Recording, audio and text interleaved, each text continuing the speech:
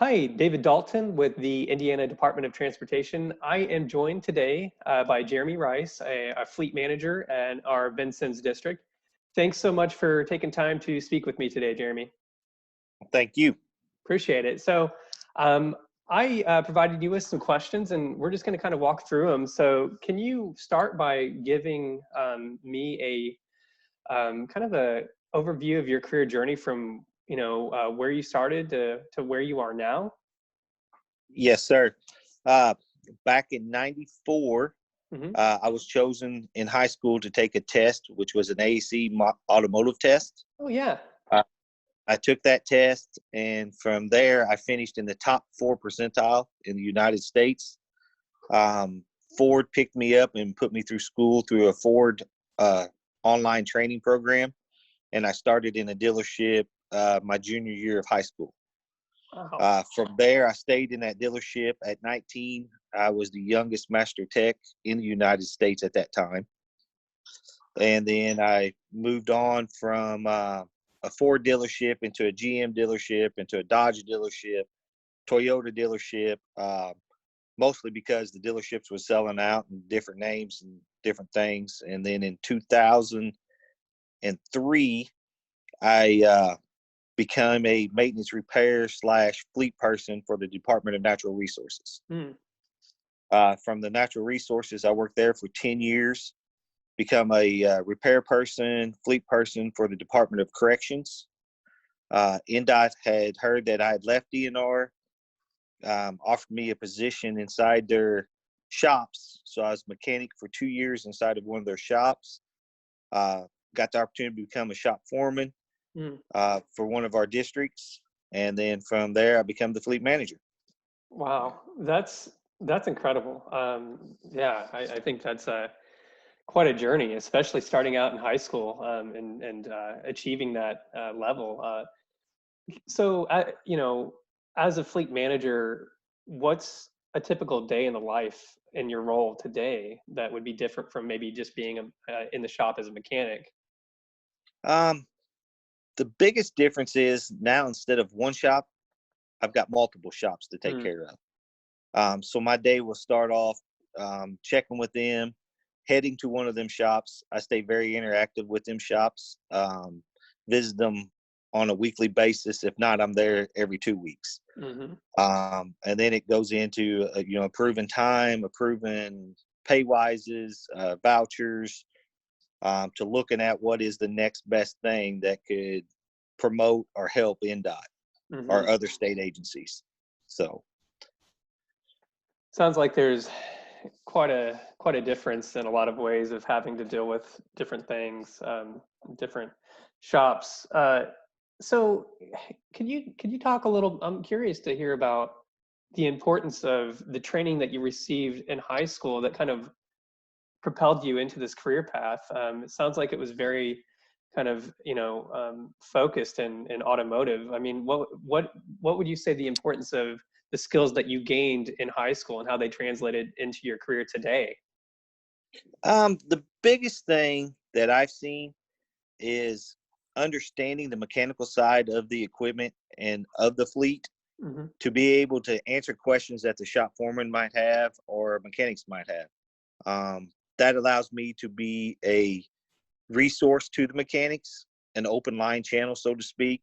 Hmm. And usually, if I haven't heard of it, we're digging deep into dealerships and other stuff to be able to get the solutions that we need on the reason why they're broke down or something not working. So that's really helped me, in my eyes, become very successful in the job I'm in today. Is Mm. having that background, that mechanical background, to be able to interact with my mechanics and interact with my shop foreman. That's great. Do you if you thinking back about when you were in high school and earning that certification and even upon graduation entering the workforce, if you could go back and give yourself some advice, what would you say? What would you tell yourself? Um, Telling my age here, take typing class because everything's done on computer now. That would be a very um, crucial point going back then. Of course, now with the smartphones and everything else, typing's pretty much you learn it at 5 years old. Mm-hmm. But that would be the one thing that I would say. The other, um, I'm very interested in what a 4-year degree would have looked like. You know, all my training was through technical services. I'm proud of the career I've got. I've landed on where I've wanted to be in my life, Mm-hmm. but to experience the college atmosphere, that's kind of something I missed out on, so to speak. Sure. But you don't also have very many 19-year-olds that's completely out of school with a full-blown career making $40,000 a year either, though. Right. And without the debt, Yes. and I think that's something to say when you can use skilled trades to push yourself in a direction where you start out making good and earning good income. I think that's important. So that's great advice too, though. Just continuing to develop and educate yourself.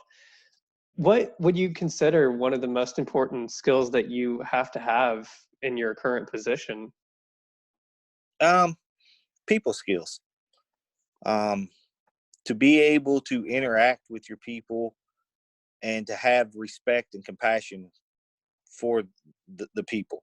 Mm-hmm. Um, in my field, dealing with vendors, dealing with my shop foreman, dealing with other agencies with inside INDOT in the state, Mm-hmm. um, to me, that's the best skill you can have is the people skills, respect, trustworthiness, and Mm-hmm.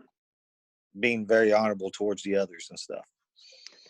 It sounds like there's a lot of customer service involved with what you do. Um, you know, oops, there you Uh-oh. are. There, We're I'm good. back. But yeah, I think people skills are essential, and I'm glad that you mentioned that because I feel like that's important in almost every single position. That not just that we have, but in industries across, the board. Uh, what do you like most about working within, the Department of Transportation? What's one thing that, or maybe multiple things that, um, that make you feel that what you do is rewarding or keeps you coming back? Um, One of the biggest things is the team that I have built and the team outside of me. Mm, So basically, the personnel within INDOT. There is a great group of guys and gals that are absolutely phenomenal that I've worked with a lot these last few years. Um, to me, that is one of the biggest things that I've got is the friendship, the team building that we've all mm, done. That's one of my most satisfying things. And then, to come up with a piece of equipment or design a piece of equipment that made the job easier and safer mhm, for our highway maintenance operations or our technical services or, testing, whatever. mm. To see that go from point A to point B and to be completely done, that's rewarding, very Yeah, rewarding. yeah. It sounds like there's a real family type feel with the people that you work with. Very collaborative and trusting, which I think is important. So we're about to wrap up, and I have just I believe 2 questions left. But if you could give advice to someone, a young person that's thinking about entering your career, your profession, and thinking about what it would be like, what advice would you give that person on how to, learn more about what it is that you do and perhaps what we do as an agency? Um, One of the best advice that I can give anybody is learn to earn respect, Mm, not take respect for granted. Because if you earn it, the people will respect you a whole lot more than being a dictator and telling them this is how it's going to be done, this is how it's going to be done. mm, Giving people the opportunity to prove themselves and learning to grow and surrounding them people around you will make you more successful than just dictating on how it's going to be. mm, That's the best advice I can get. And that was something that was installed in me with my grandpa, earn the mhm, respect of people. And that was my first goal coming into this job. earn their respect, show them that you do care, show them that you're not scared to help on any job that there is, and then that will reward you later on. And so far, knocking on wood, it's paid off dramatically. Thank you. That's a great answer. I think having respect for others and just being, not afraid to take on a new challenge, right? No matter how big or small. Yeah. So uh, one last question, and this is just kind of aside from that, but what's maybe something positive that you're looking forward to, or maybe something positive within the past week or so that's happened to you? Um, One of the positive things that I'm kind of looking forward to in this day and age, as of right now, is what is a new normal. Mm, Uh, we're doing something right here that could be a new normal. hmm. So that's kind of exciting. What will be our new normal? Will I have this opportunity to be able to talk to vendors like this? Mm. So that's something that I'm looking forward to right now. What is our new normal, and how do we approach that new normal? That's a great answer. I think we're all trying to figure that out, honestly. But well, Jeremy, thank you again for taking time to share your career journey, and I'm excited to share this out with students and anyone that's wanting to learn about what it is that you do and what we do. So thank you again for your time, and I appreciate it, and I look forward to hopefully speaking again soon. Thank you. I appreciate it.